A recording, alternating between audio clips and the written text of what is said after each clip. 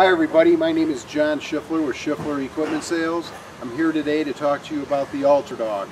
It's an after-hours security device that will keep a warehouse door like this secure from intruders. There's two simple steps when measuring for an UltraDog. The existing door, this particular door, measures 35 3/4 inch.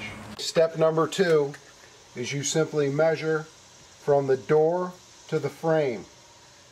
Right there, this measures 4 inches depth. So the two measurements, the outside dimension of the door and the depth of the frame. It's as simple as that to choose the correct UltraDog. This door definitely needs an UltraDog. This is putting the UltraDog on. Shows how much more secure the door is. The UltraDog is fully engaged right now. To remove it, you simply click it and it's off. That fast.